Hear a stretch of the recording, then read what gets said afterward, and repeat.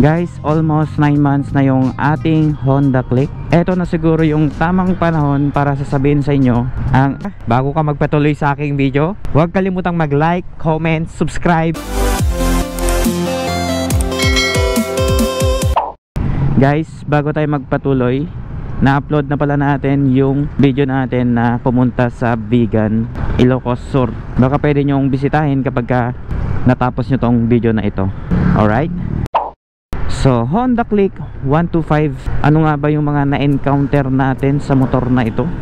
Pag-uusapan natin ang mga na-experience natin kay Honda Click 125. At kung matatandaan nyo, meron na tayong review sa motor na ito. Kaso, parang nakukulangan ako sa mga sinabi natin doon. At eto na talaga yung honest review natin.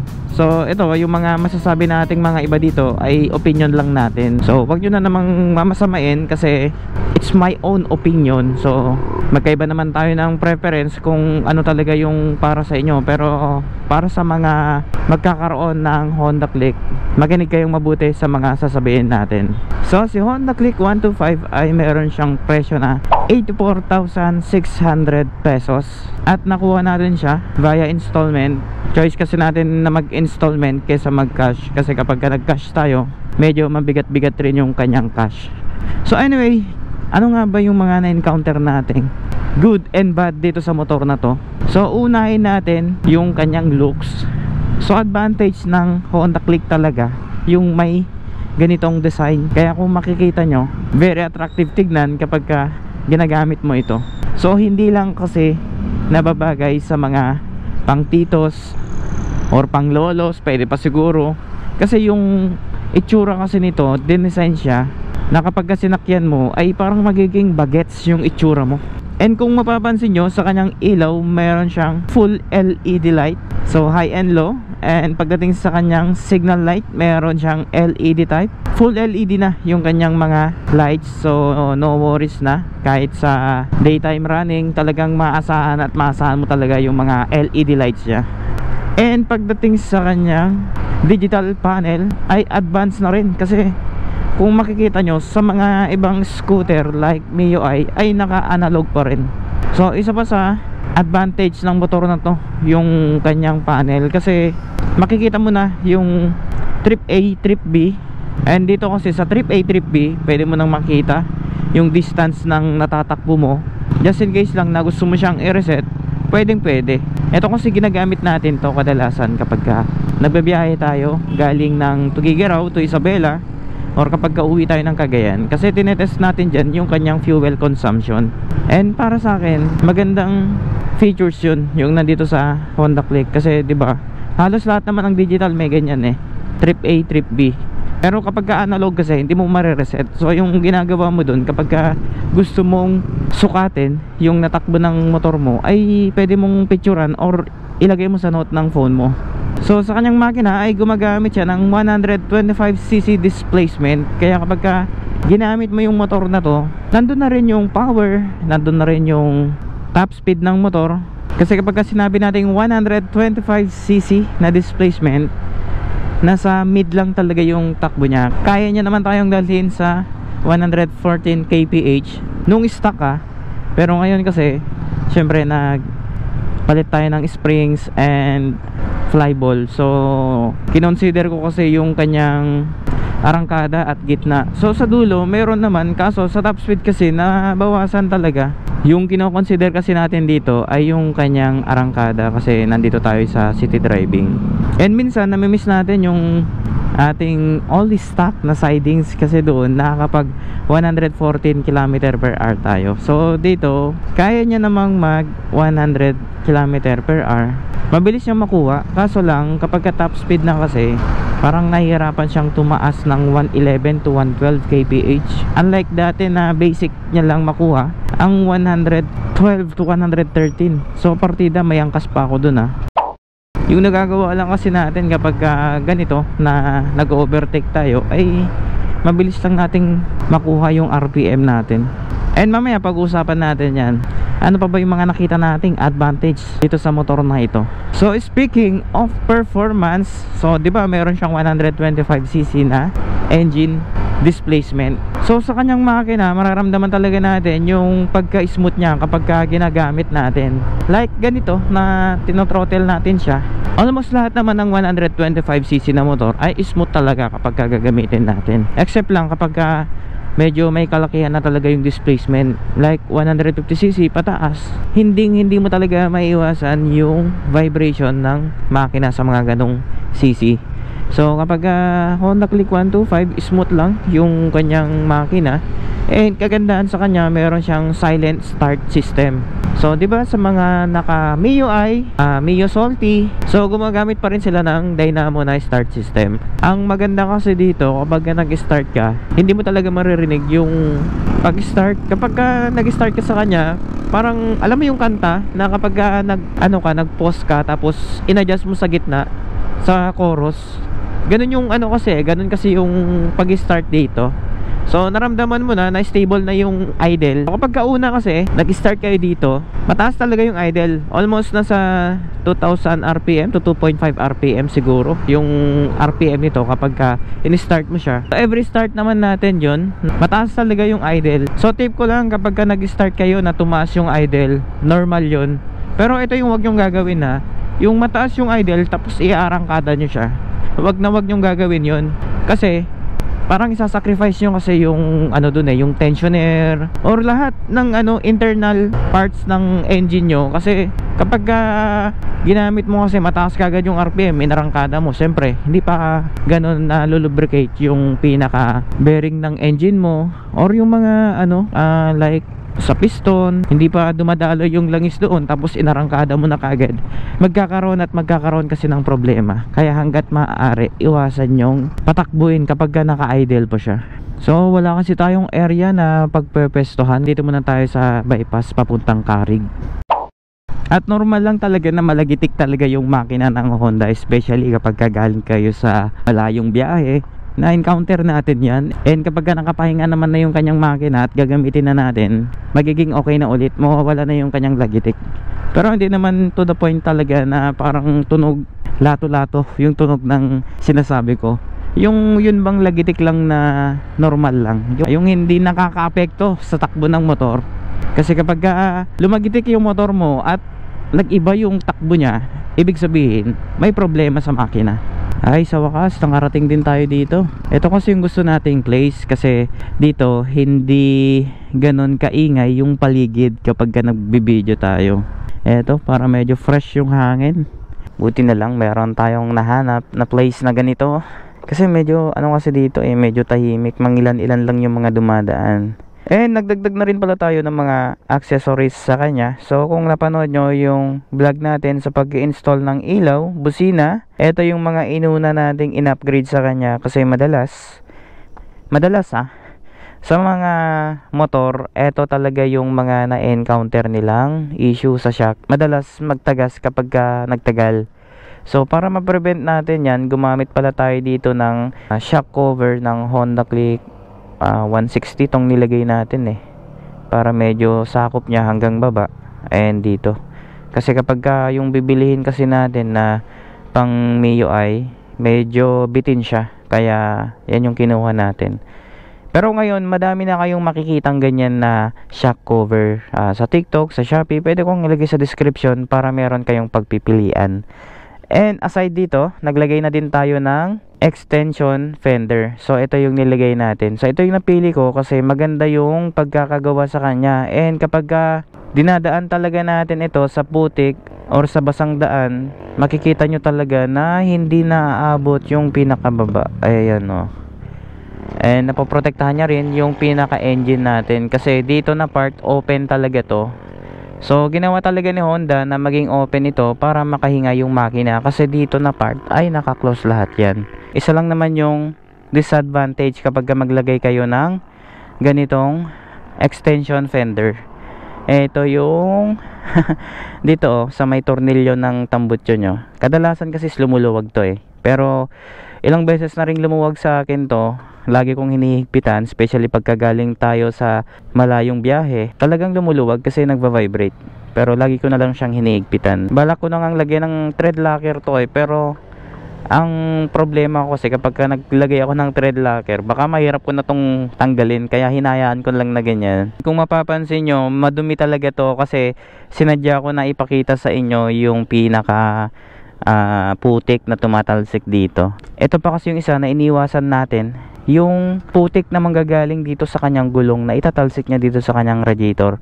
So ito talaga yung nire-recommend ko na gamitin, yung naka-close talaga, para kapag may mga putik na tumalsik, dito na siya mapupunta, hindi na dito sa pinaka-radiator natin. Kaya kung makikita nyo, malinis na malinis yung part dito. Pero may mga ano pa rin may mga tumatalsik pero mangilan-ilan lang. And dito naman sa ating footboard, naglagay pala tayo dito ng rubber matting. So madumi pa rin, no? Kasi tinatamad na ako minsan na nililinisan itong baba na to. Ito na lang yung pinaka rubber matting, kasi ito naman talaga yung ano natin, inaapakan natin. Malaking tulong talaga ito kapag naglalagay tayo ng mga gamit natin, kasi hindi talaga siya nadudulas. So kapag madulas man yan, ayan, no, maigpit talaga yung pagkakapit. May mga ano to, may mga bolts, kaso hindi natin siya nilagay kasi magmo-modify kasi tayo dito, magbubutas tayo. Kaya hindi ko na ginawa yun kasi masyado siyang matrabaho and masisira pa yung ating footboard. Kasi kapag bubutasan natin yan, mabubutas naman natin yan, okay naman kasi meron naman tayong pangbutas. Pero ang problema kapag katagalan, kasi itong plastic ay lumulutong. So kapag malutong na yan at syempre maigpit, meron kasi yung time na luluwag tapos higpitan mo ulit. Kapag paigpit kasi ng paigpit, pwede kasing mag-crack. So yun yung iniiwasan natin, at hanggat maaari na okay naman, wala namang nagiging issue, ayan, no. Okay naman siya, hindi ko na nilagyan ng mga tornilyo yan. So pag-usapan naman natin yung kanyang fuel consumption. So sa fuel consumption niya, yung na-achieve natin nung all stock yung ating pang sidings, wala tayong pinapalitan, ay kaya nating mag 41 to 43 km per liter. Yung mag-isa lang tayo nun, wala tayong angkas, as in tayo lang. And ngayon nakapang ano tayo, naka spring and naka combi na flyball. Medyo magastos siya, pero hindi naman to the point na pagas kayo ng pagas.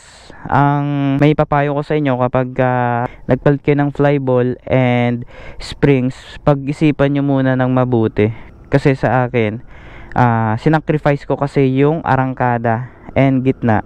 Kasi dito, lagi natin ginagamit sa city driving. Pero medyo medyo ngayon, parang napapag-isipan ko na ibalik siya sa stock, kasi hindi ko pa kasi makompleto yung pulley na ilalagay sana natin dito. Actually, nakapag order tayo ng pulley set. Kung matatandaan nyo yung sinabi natin na maglalagay tayo dito ng pulley set. Kaso yung nangyari kasi doon, based sa review ng mga naka Honda Click user, yung sinabi nila about sa speed tuner, okay siya kung yung makukuha mo ay version 2 na pulley set. Pero meron kasi yung V1 ni Mickey Maso na pagka nasa mid to high RPM, nagbaback down yung takbo.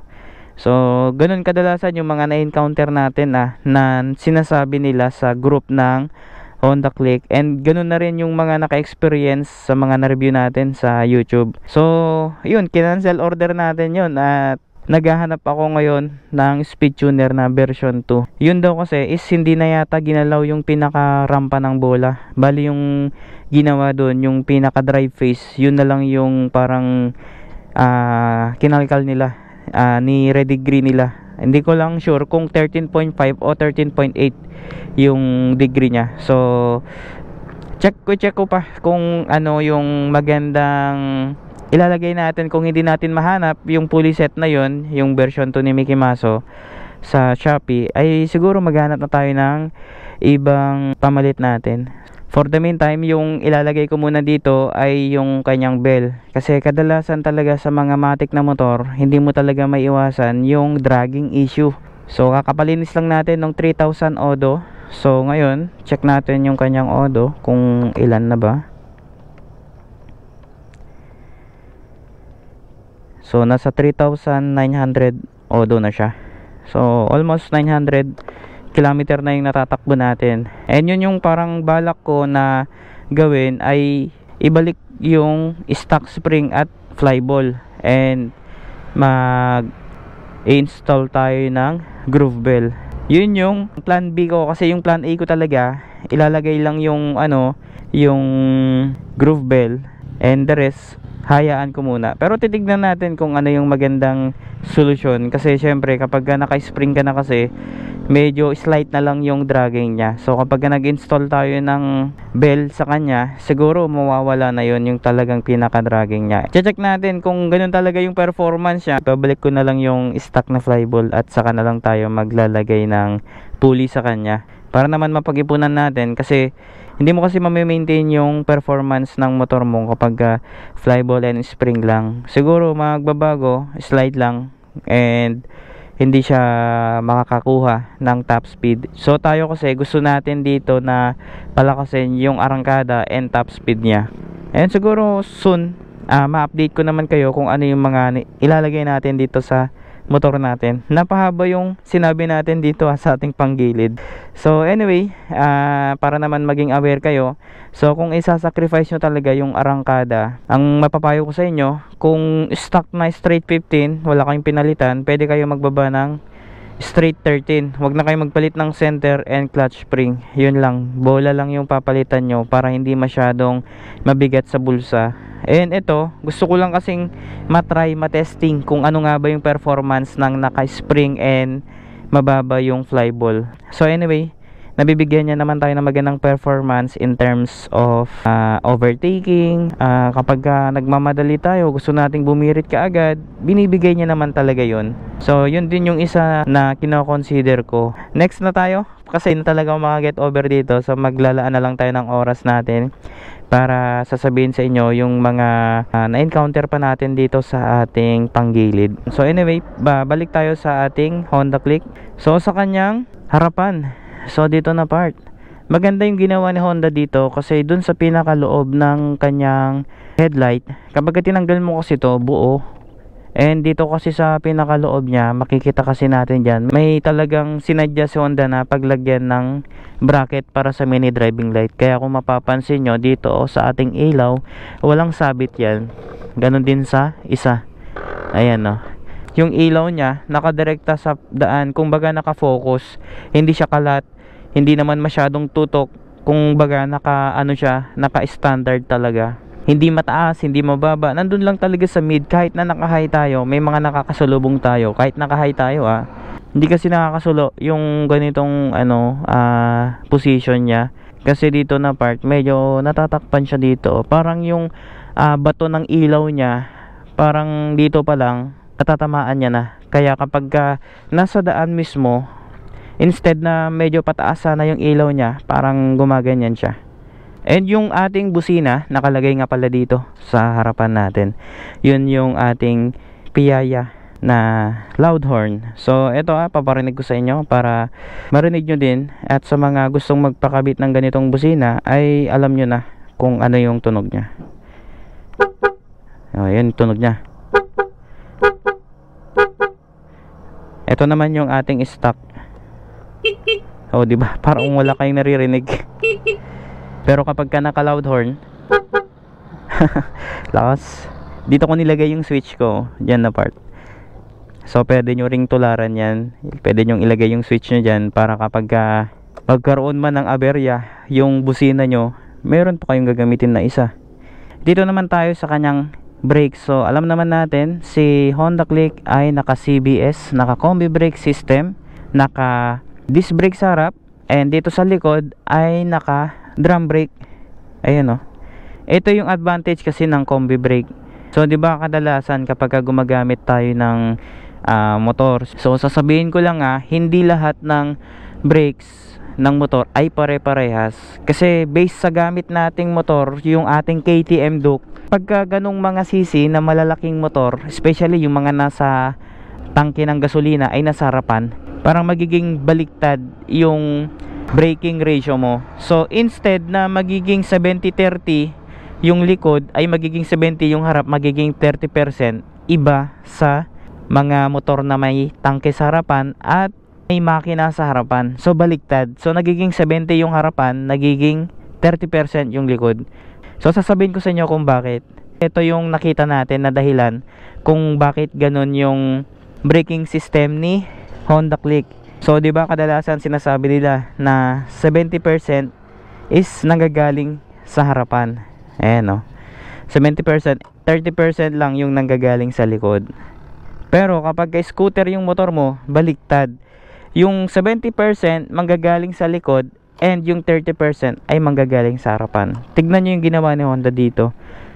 Kapag nag full brake ka, so dito almost 10% siguro yung kumakapit dito sa harapan natin. Oh, 'di ba? Makikita nyo, almost 10% yung kumakapit. Pero dito kapag nag full brake tayo, ganun pa rin. So pwede mo pa rin siyang i-brake. Ayan, oh. So depende na lang sa pangangailangan ng be-brake mo o dun sa paghinto mo para hihinto ka kaagad. Ito yung na-upgrade naman sa kanyang disc, kasi before sa version 1 at version 2 bilog yung pinaka-disc niya. So ngayon medyo meron siyang design na nilagay dito. So feeling ko mas makapit kapag ganito yung itsura ng disc mo. And yun yung kanyang proper braking system. So manggagaling yung 70% sa likod, and sa harap manggagaling yung 30%. Kasi kung ano yung mas magaan, doon napupunta yung 30%. Kung ano yung mas mabigat, doon napupunta yung 70%.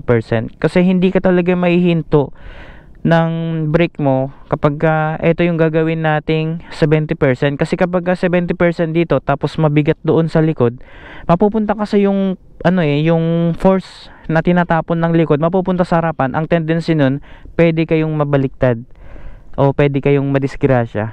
At soon gagawa tayo ng proper braking system sa ating Honda Click. And punta naman tayo sa kanyang side stand. Ito yung nagpakaba sa akin noon nung unang kuha ko to. Kasi ito, makikita nyo naka-idle yan tumutunog yung makina.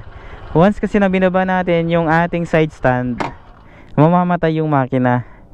So nung una, pagkagaling ko ng casa at nagpagas ako, hindi ako aware dito sa ganitong features ng Honda, yung meron siyang kill switch dito sa pinaka side stand niya. So kahit anong start mo sa kanya, hindi mo talaga mai-start yan. Ayan, hindi mo mai-start. So ang kailangan mong gawin, ibalik siya at i-start mo. Ayan. So bali pala, yung pag-i-start natin dito ay pwede mong gamitin yung left and right na brake. So ipakita ko sa inyo. So dito, kapag nag-start tayo sa right, gumagana siya. Ayan, so pakita ko din dito sa left. Sa left, brake natin. Hindi ko ginagalaw yan. Brake natin. Ayan, 'di ba? Ganun lang siya kasimple. So hindi kayo mangangapa sa dalawang brake na to kung saan ba pwedeng mag-start.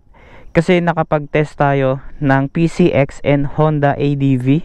Magagamit lang natin yung pag-start natin kapag nag-press tayo dito sa left side. So kapag sa right side ka, wala siyang power o wala siyang sensor na makakapag-start ka. And kapag mag-start ka sa mga motor na yon, kailangan naka full brake ka. Kasi kapag hindi ka naka full brake, hindi ka mag-start.